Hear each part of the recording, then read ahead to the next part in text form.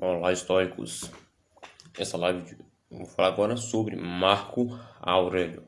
A live será dividida em primeira fase, a vida de Marco Aurélio, a segunda, sobre a filosofia histórica de Marco. Marco nasceu no dia 26 de abril de 121. Ele perdeu o seu pai aos 3 anos de idade e anos depois foi adotado pelo imperador Adriano. Na sua infância, ele era conhecido como Marco Ânio Vero, em homenagem ao seu pai e aos seus avós. Mais tarde, ele adotou o nome Aurélio. A sua família viveu na pequena cidade de Ucumbi, na província da Espanha Baética, na Espanha moderna, antes de se mudar para Roma. Marco ele foi criado por sua mãe e seu avô. O seu avô era uma figura ilustre do Império, já que ele foi eleito cônsul por 3 vezes, era amigo íntimo do imperador o Adriano e cunhado da esposa do imperador, a imperatriz Sabina, tia-avó de Marco. Marco, naturalmente, por causa do seu avô, tinha vínculos com o Império e algo chamou a atenção em Marco Aurélio que o fez adotar. Aí ele adotou Marco. E Adriano logo apelidou Marco de Veríssimo, que significa verdadeiro, em homenagem à família Vero. A família de Marco, apesar de ser rica e influente, era conhecida por sua simplicidade e honestidade. Agora, momento de falar sobre a filosofia de Marco Aurélio. Marco, ele teve como principais ensinamentos, ensinou que podemos ser felizes em qualquer lugar e para pararmos de reclamar. Como ele chegou a essa conclusão? Foi com base na sua própria experiência.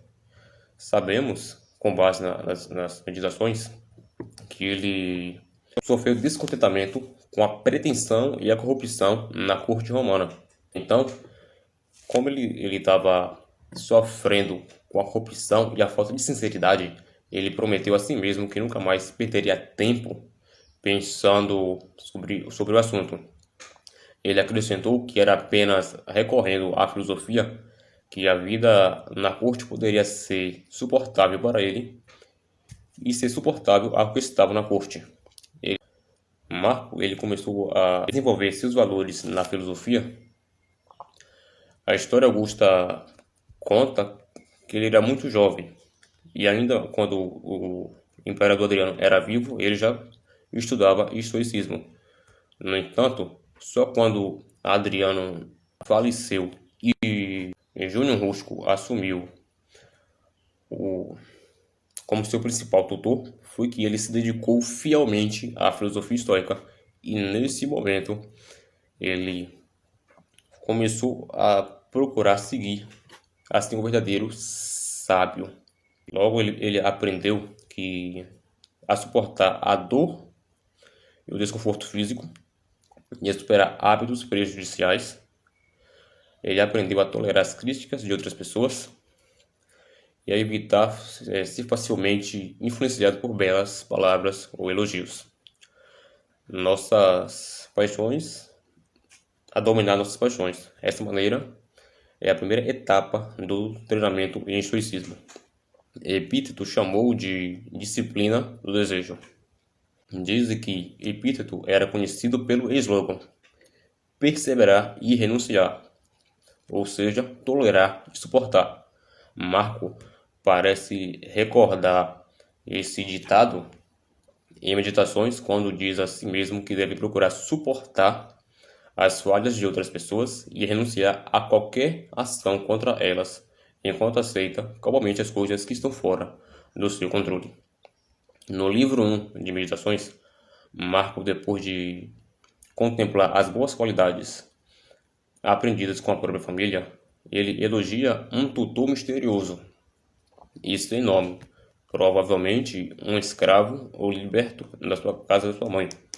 Esse homem sem nome mostrou ao jovem como suportar dificuldades e desconfortos com paciência e ensinou a Marco a ser autossuficiente e a ter poucas necessidades na vida. O Marco também aprendeu a não dar ouvidos a calúnias e como evitar envolver-se com os problemas de outras pessoas. Inicialmente, Marco ficou profundamente irritado e desapontado com o fato de Adriano o ter adotado na casa imperial. Ele lutou em mudar da casa de sua mãe e se mudar para a casa particular do imperador.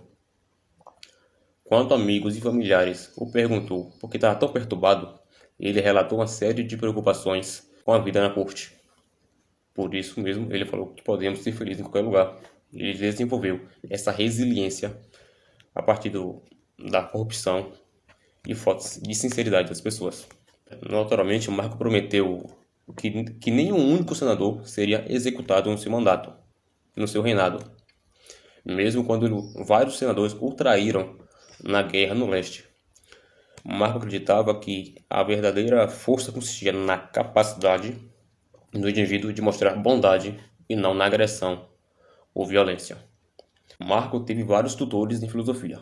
Em estoicismo, os principais foram Frontão e Júnior Rústico. Júnior Rústico foi o principal. E eu vou explicar o porquê.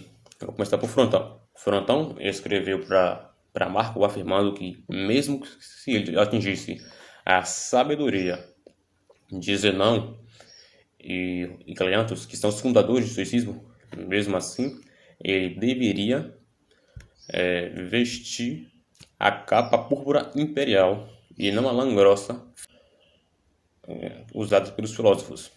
Para quem não sabe, os primeiros estoicos no início do estoicismo usavam uma capa feita de lã, uma capa branca, para poder se diferenciar de outras pessoas. Embora Marco tenha aprendido filosofia em uma idade muito precoce, acredita-se que com 7 anos, ele só se dedicou fielmente quando Júnior Rústico substituiu Frontão. Frontão aconselhou Marco a falar como imperador e a se vestir como imperador. Já Rústico fez o contrário. O convenceu a deixar de lado a vaidade do status e vestir-se com simplicidade sempre que possível, em vez de andar com um traje de um César e de um imperador. Então, quem vivia em Roma, na época do reinado de Marco, até antes de ele se tornar imperador, poderia ver ele na rua com a roupa de um cidadão comum. A Apolônio de Calcedônia. E todos teriam fornecido exemplos práticos do estoicismo para Marco como modo de vida. De fato, foi Júnior Rústico que o responsável por mostrar que ele precisava passar por um treinamento moral e terapia psicológica estoica, que é a terapia. Isso também pode explicar um pouco porque a relação entre Rústico e Marco era um pouco tensa. Apesar dele ter uma grande afeição por Rústico, considerar um amigo e professor, como ele era rígido e sempre estava cobrando Marco quando ele tinha algumas falhas no seu caráter, isso deixou a relação um pouco estremecida. Podemos inferir algumas falhas do caráter de Marco que Júnior Rústico corrigiu com base no seu escrito Meditações, quando ele citou que Rústico ensinou ele a não ser pretensioso, a se vestir como cidadão normal sempre que possível. Ele aconselhou a Marco a ser paciente e cuidadoso no estudo da filosofia, a ler atentamente e não de maneira desleixada, e a não ser facilmente influenciado por discursos eloquentes. No entanto, a mudança mais importante que Júnior Rústico conseguiu com Marco foi convencer ele a abandonar o estudo da retórica latina, algo normal para alguém da alta nobreza, para poder se dedicar fielmente ao estoicismo. Esse acontecimento foi em 146 d.C., quando Marco tinha 25 anos. Marco ele mandou uma carta a Frontão, apesar de Júnior Rústico se tornar o principal tutor. Frontão também estava em paralelo ensinando Marco o estoicismo. ele mandou uma carta afrontando que ele tinha dificuldades em se concentrar nos estudos da retórica latina. Depois de ler alguns escritos de um filósofo chamado Ariston, acreditam-se que seja Ariston de Quios. Ele foi um discípulo de Zenão que se rebelou contra os ensinamentos do estoicismo. Ariston, ele acreditava que a filosofia deveria estudar apenas a ética e não a lógica e a metafísica. Tanto que quando Rústico morreu, Marco teve dificuldades em conseguir se manter no estoicismo. Para ele conseguir seguir firme, ele teve que recorrer a anotações. Então, foi aí que surgiu Meditações. Na verdade, o livro Meditações era um diário pessoal do imperador e, quando ele foi encontrado, era escrito para mim mesmo. Então, com o falecimento de Rústico, ele não tinha mais um tutor. Então, ele recorreu à escrita. Primeiro, ele pegou o que ele aprendeu com as pessoas à sua volta.